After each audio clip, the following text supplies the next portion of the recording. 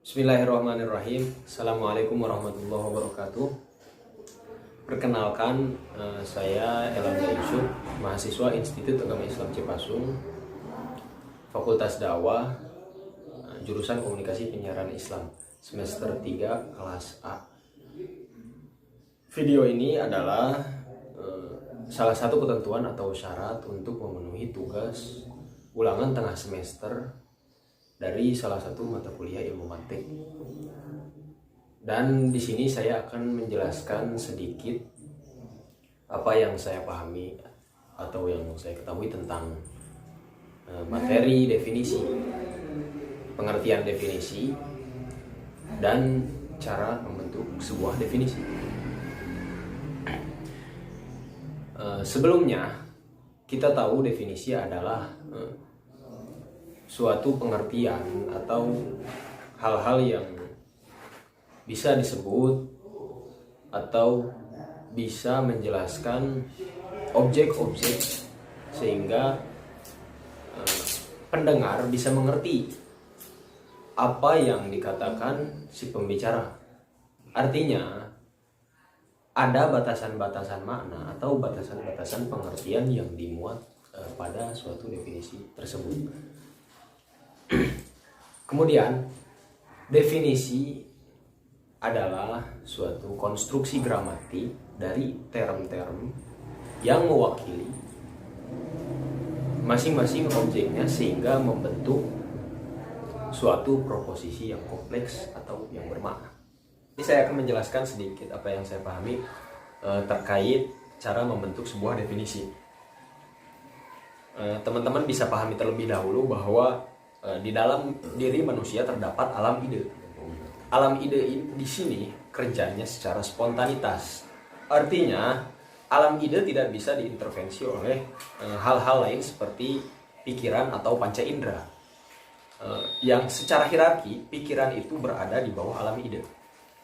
Di sini kerangkanya saya bisa gambarkan bahwa alam ide berada lebih dulu sebelum hakikat sebuah objek. Artinya, setelah alam ide, muncullah hakikat sebuah objek.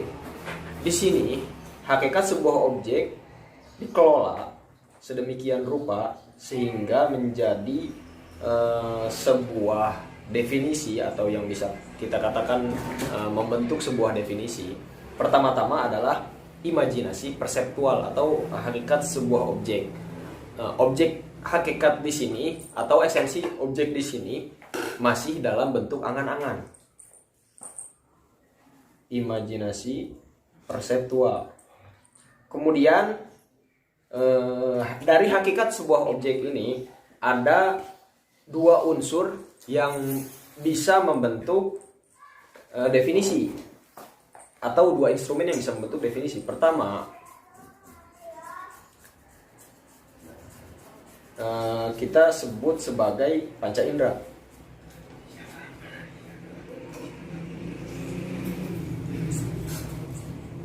Lalu yang kedua, kita sebut sebagai pikiran.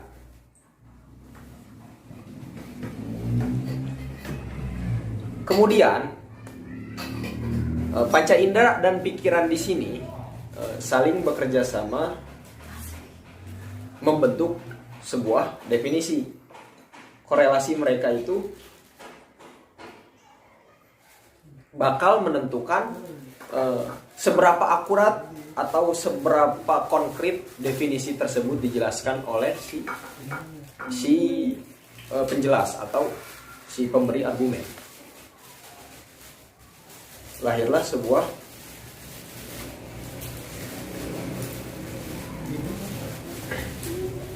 definisi